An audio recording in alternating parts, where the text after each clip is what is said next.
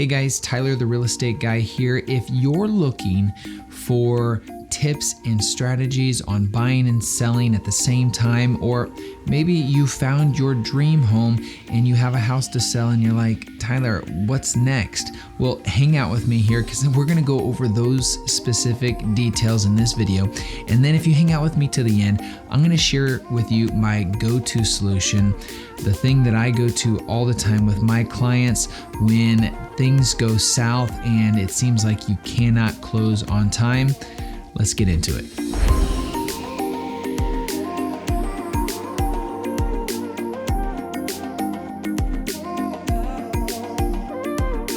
What's up guys, Tyler here, the Real Estate Guy, helping you make better decisions in real estate. And today I'm really excited because I'm answering a question that I directly got from my comments here on YouTube. And that was, have you done a video specifically on buying and selling at the same time? And I was like, no, I can do that.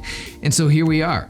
But guys, if you're even thinking about buying or selling, please reach out. We have people from all over the world that are reaching out and I absolutely love it. So without further ado, buying and selling at the same time, let's get into it. There are only 6 ways that you can go from one home to another.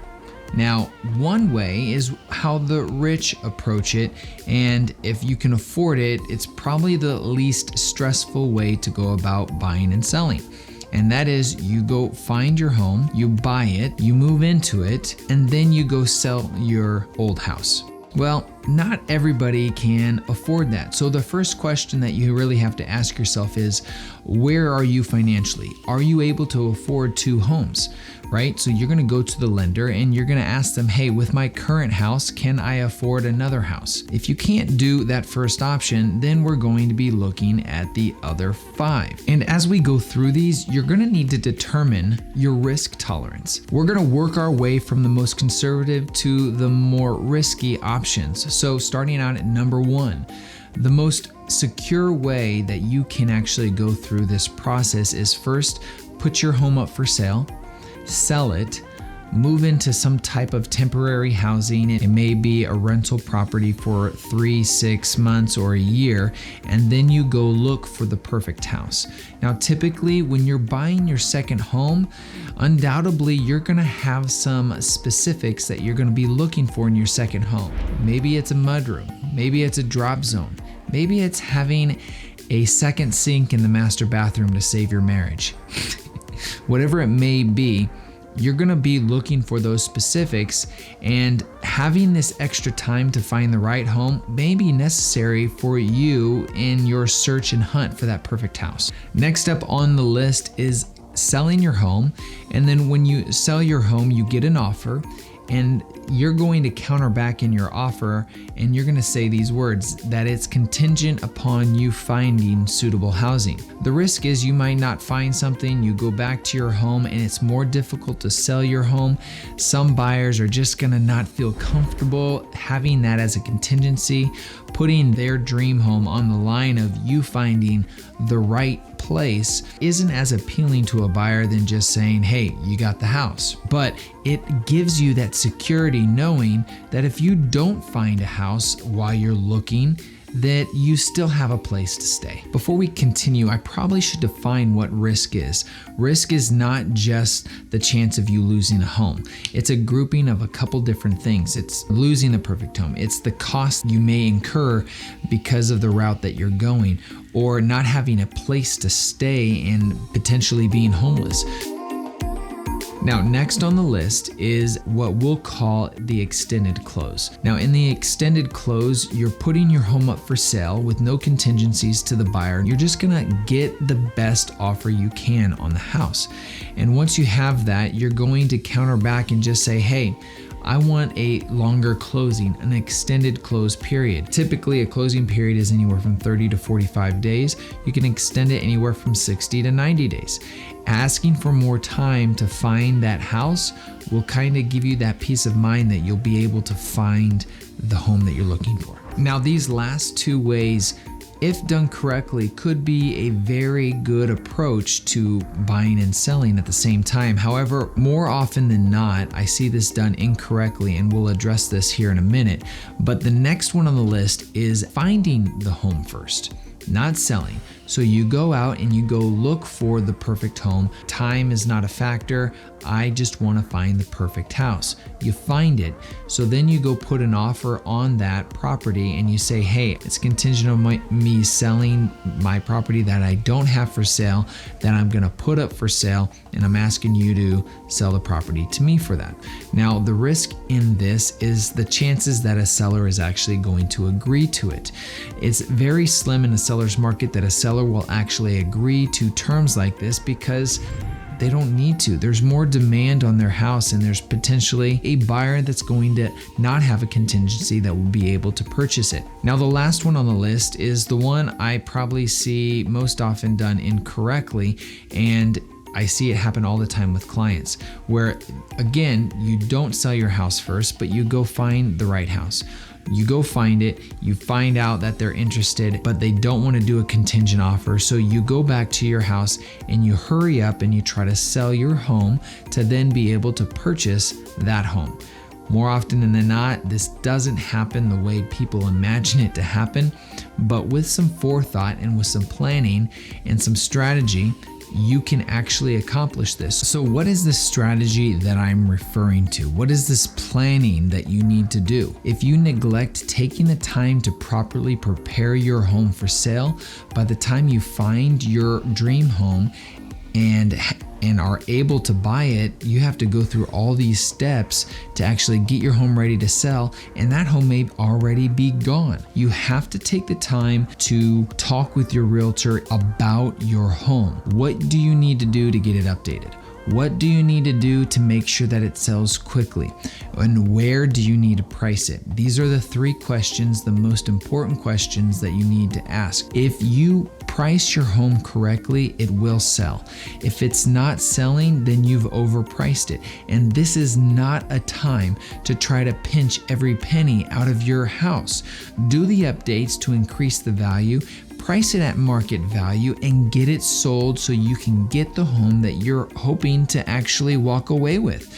So this is the preparation stage that I'm talking about. Now, here's the strategy behind that. When you have your home ready before you actually go out looking, then when you do find that perfect house, guess what? You're going to have a much stronger chance to get the seller to accept an offer when you say, hey, I have the contract ready. My realtor's going to push go right when we get this accepted, and we are super excited about your home. You're going to have a greater chance of getting that accepted compared to, yeah, we want to buy our house. Will you give us 2 weeks to get our home ready? That doesn't sound like you're serious. So do this first, and you will walk away with the home that you're actually looking for. Now, I know some of you are probably thinking, well, Tyler, how do I know that I'm even going to be able to find my house? I'm going to do all this work on getting my home ready, and then I can't find what I'm looking for. First thing that you need to do is you need to look at what is for sale and what is pending. If you're finding multiple properties that you're liking, well, then you're gonna have a really good chance that in a couple weeks time, that something else is gonna come up for sale that you're going to like. Once you do that and you've identified that, then it's time to get active in getting your home ready to sell. Let's talk about some of these negotiating strategies. When we talk about contingent offers, there's two different types of contingent offers. Contingent on the closing of your home or contingent on the sale of your home. It's a big difference and you need to understand it. The close of your home tells a seller that there's already an offer, it's already been accepted, and you've already negotiated the terms of the agreement, and the likelihood of it selling is probably pretty strong. Contingent upon the sale of a home tells that seller that, hey, we don't have an offer. They don't know if it's priced right. They don't know if the condition price matches the price. So you're gonna have a much better shot of getting a contingency accepted on the close of a home instead of the sale of a home. With that being said, you can negotiate with the seller to agree to a 14-day exclusive to you getting your home sold. Meaning that, hey, Mr. Seller, I want to give you a offer on your house, but will you give me 14 days exclusive right to your listing to try to sell my home? If I get it sold in those 14 days, I'll be able to buy your house. But if I don't get it sold in those 14 days, you have the freedom to go and accept anything else.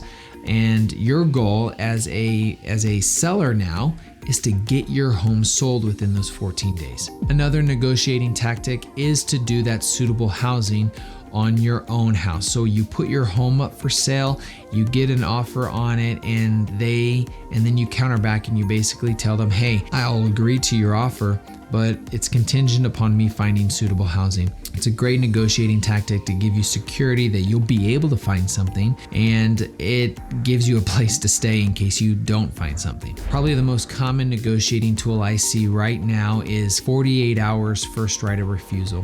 What that means is that you're gonna go to a house, you're gonna put an offer on it, you're gonna say, I need to sell my house, and the buyer's gonna say, well, I don't have any other offers, so we'll accept your offer, but we'll give you a 48-hour first right of refusal. Meaning that if we find another buyer for my house, we're gonna contact you and say, hey, you have 48 hours to remove the contingency of the sale of your house before I accept this other offer. It's kind of in the air. It could be good, it could be bad. There's more risk involved, but I would probably incorporate that with a couple other of the negotiating tools that I've suggested here.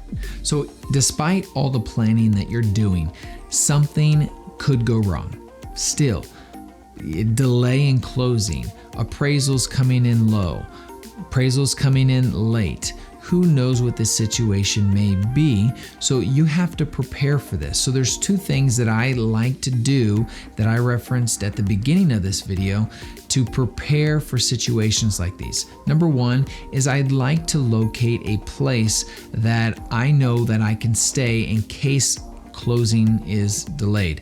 Whether it's an Airbnb, a family member, or a hotel room, I'm going to locate that so I have a little more peace of mind as I proceed towards closing. The second, and probably one of my favorite things to incorporate in a move like this, is using the company pods. I highly recommend the company pods because what they do, it's a moving company and a rental company combined. So what they'll do is drop off this pod on your driveway. It will sit there for 30 days prior to closing. You're able to pack it, have your hired hands move it into there, and it will sit there. Now, on the day of closing, or whatever day you're able to close on, whether it's prior or after, depending on what happened throughout the transaction, they'll pick that up and then move it to your new residence, and then they'll give you 30 days to unload it. The cost for this is somewhere around $400. I've done it myself. This is my foolproof way to make sure that no matter what's happening in the transaction, no matter how much delays there are, I have all my stuff in a safe place already. So I can stay at an Airbnb, I can stay at my parents' house, or whatever it may be, and not have to pay overnight rental fees for, a U-Haul or a, United moving company that could cost thousands of dollars to hold all your stuff inside of their trucks.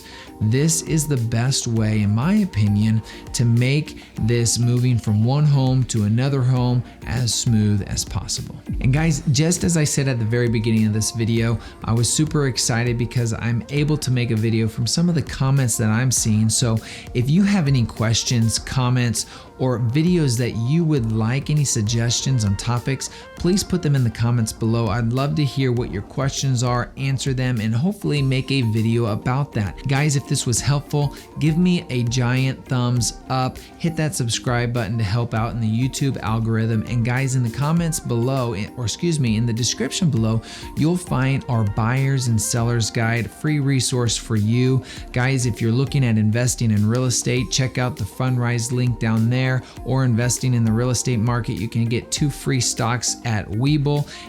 My link is in the description below, guys. But thanks for watching, and I look forward to seeing you guys in the next video.